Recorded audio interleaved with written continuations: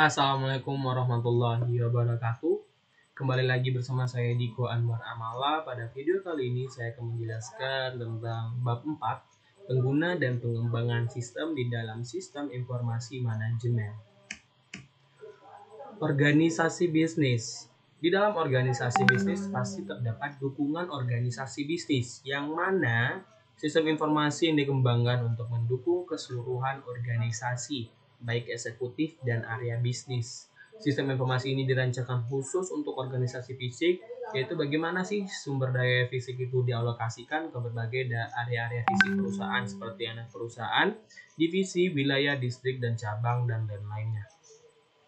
Di dalam organisasi layanan bisnis itu terdapat dua komponen utama. Yang pertama ada sumber daya informasi dan spesialis informasi.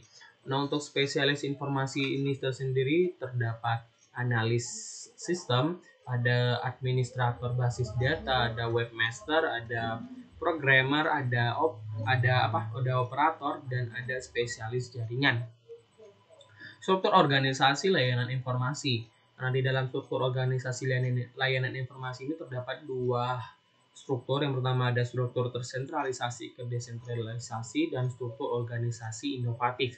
Untuk struktur tersentralisasi ke desentralisasi ini merupakan struktur organisasi yang mana semua hal baik sumber daya informasi didapatkan itu diolah terlebih dahulu atau dikumpulkan ke pusat terlebih dahulu. Nah, apabila terdapat kelebihan, maka akan dialihkan atau desentralisasikan dengan cara dialokasikan ke unit-unit bisnis yang membutuhkan sumber daya informasi di dalam perusahaan. Nah, untuk struktur organisasi inovatif tersendiri itu terdapat tiga komponen utama yang melambangkan struktur organisasi inovatif. Yang pertama itu ada model sekutu, ada model platform, dan model berskala. Ada komputasi pengguna akhir. Nah, untuk komputasi pengguna akhir itu adalah pengembangan seluruh atau sebagian sistem informasi yang dilakukan oleh pengguna. Itu di sini penggunanya pengguna akhir ya. Nah, untuk komputasi pengguna akhir ini memiliki 4 penyebab timbulnya, yaitu ada dampak pendidikan, antrian layanan informasi, murahnya peranti keras, dan peranti lunak yang akan siap dipakai. Nah, untuk keuntungan komputasi pengguna akhir, yang pertama itu ada menyamakan kemampuan dan tantangan, dan ada mempersempit jarak komunikasi. Resiko komputasi pengguna akhir. Yang pertama adalah sasaran sistem yang sangat buruk. Yang kedua ada sistem yang dirancang dan didokumentasikan secara buruk.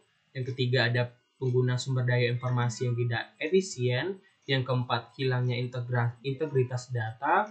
Yang kelima ada hilangnya keamanan data. Dan yang keenam atau yang terakhir adalah hilangnya kendali. Nah, untuk selanjutnya ada kriteria pendidikan, pengetahuan, dan keahlian informasi yang dibutuhkan untuk karir di bidang layanan informasi. Yaitu ada dua hal. Yang pertama ada pengetahuan dan pengembangan sistem dan keahlian pengembangan sistem. Nah, di dalam pengetahuan pengembangan sistem itu ada dua komponen utama, yaitu pengetahuan komputer dan informasi dan pengetahuan informasi. Untuk pengetahuan komputer itu merupakan kemampuan yang digunakan untuk menggunakan sumber daya komputer guna melakukan pemrosesan yang dibutuhkan. Nah, untuk pengetahuan informasi itu adalah cara menggunakan informasi dalam setiap langkah proses pemecahan masalah yang mana informasi tersebut dapat dibagikan atau diperoleh ke orang-orang lain. Untuk keahlian pengembangan sistem itu terdapat beberapa komponen juga. Yang pertama ada keahlian komunikasi, kreativitas, leadership atau kepemimpinan, dan kemampuan analitis. Mengelola pengetahuan yang ditunjukkan oleh sumber daya informasi perusahaan.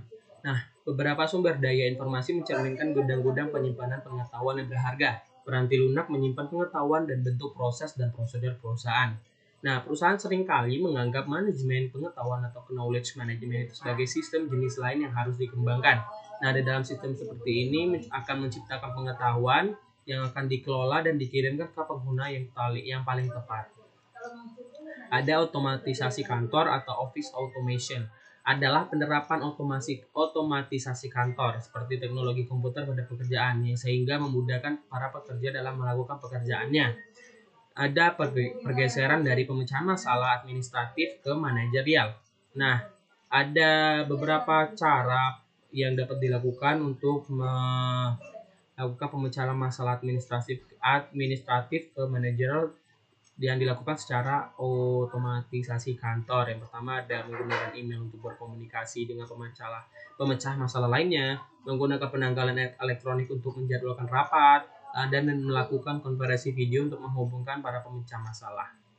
Selanjutnya ada kantor maya atau virtual office. Itu adalah mengakui bahwa pekerjaan kantor dapat dilakukan hampir di semua lokasi geografis selama tempat kerja tersebut terhubung dengan satu atau lebih lokasi perusahaan oleh suatu jenis kemampuan komunikasi elektronik.